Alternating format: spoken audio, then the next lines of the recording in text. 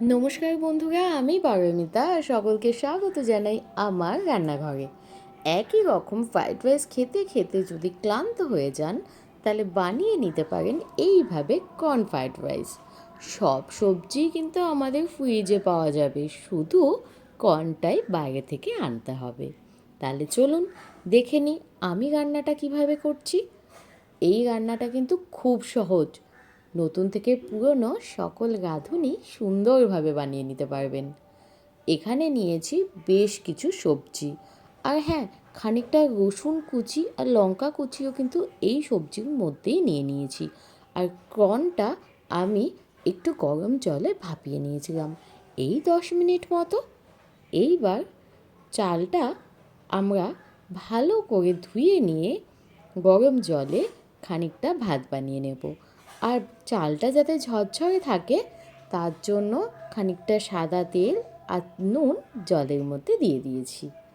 এইবার গ্যাসের অন্য পাশে আমি একটা কড়াইতে খানিকটা সাদা তেল দিয়ে সবজিগুলো ভালো করে ভেজে নেব।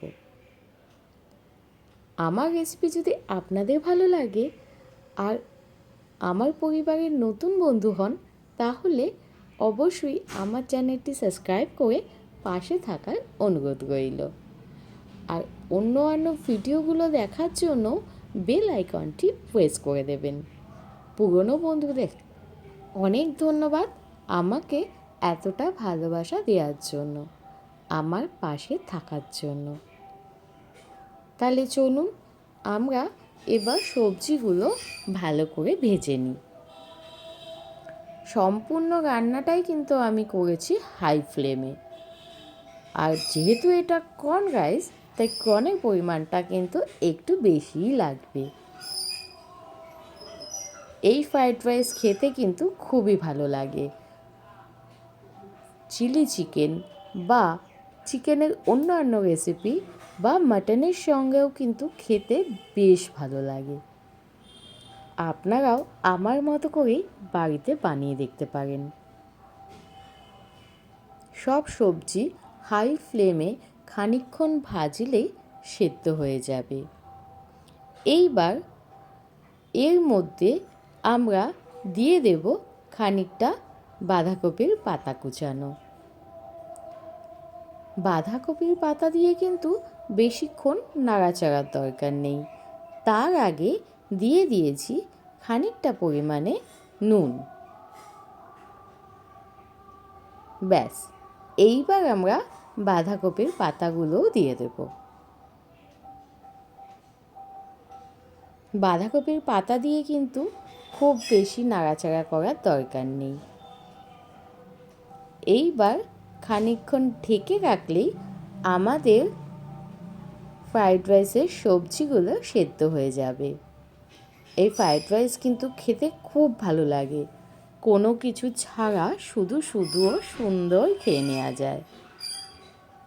যে কোনো দিনের ডিনারে বা সকালের টিফিনে আপনারা এই রেসিপি করতেই পারেন।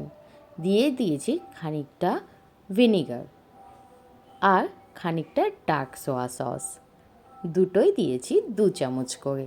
আপনারা চাইলে একটু মিষ্টিও দিতে পারেন। এইবার চালটা ভালো করে ঝরিয়ে নিয়ে ফ্রাইড রাইসের মধ্যে দিয়ে দেব। এখানে কিন্তু আমি ভাতটা খুব বেশি গলিয়ে ফেলিনি, বেশ ঝরঝরে রেখেছি। দিয়ে দিয়েছি খানিকটা নুন, আর দিয়েছি 2 চামচ অরিগ্যানো, আর দিয়েছি 2 চামচ চিলি ফ্লেক্স।